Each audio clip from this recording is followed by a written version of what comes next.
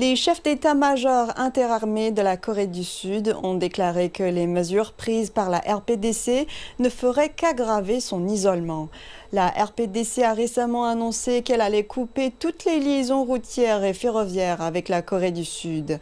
Séoul a averti que son armée prendrait des mesures importantes contre toute provocation de la part de la RPDC, ciblant les forces de soutien et de commandement. Dans le cadre de son action, Pyongyang a dit qu'il renforcerait également les zones impactées de son côté de la frontière.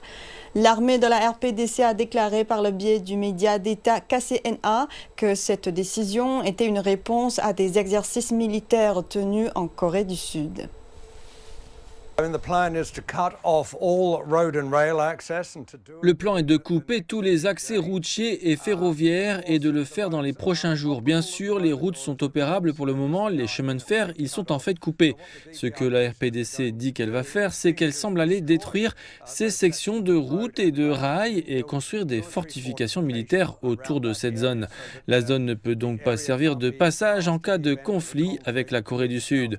Ce n'est probablement pas une surprise étant donné que la RPDC a vraiment emprunté cette voie depuis décembre dernier lorsque Kim Jong-un a parlé de formaliser la RPDC et la République de Corée ou la Corée du Sud en tant que deux États distincts au lieu d'un pays divisé, les deux parties voyant l'autre comme illégitime. C'est de cette manière, bien sûr, que la Corée du Sud considère toujours la RPDC, mais la RPDC veut aller de l'avant et prévoit de reconnaître officiellement la Corée du Sud comme un pays distinct et elle-même comme un pays distinct. Et elle a pris des mesures comme celle de mettre un terme au bureau de communication intercoréen en RPDC qui était juste au-dessus de la zone démilitarisée. Ils l'ont fait l'année dernière et il y a beaucoup d'autres pas dans cette direction. Cela arrive juste après la réunion de l'Assemblée populaire suprême au cours de laquelle Kim Jong-un a longuement parlé de ce genre de processus divisant réellement la Corée en deux États et a déclaré que la RPDC suivrait son développement d'armes nucléaires, qu'elle prendrait des positions fortes si elle était attaquée, qu'elle essaierait de supprimer la Corée du Sud par la force s'il y avait une guerre, mais dans le même temps, il a dit aussi que la RPDC n'avait pas de plan pour une guerre avec la Corée du Sud et en fait Kim Jong-un a fait des déclarations pour dire qu'il ne voulait pas penser à cela.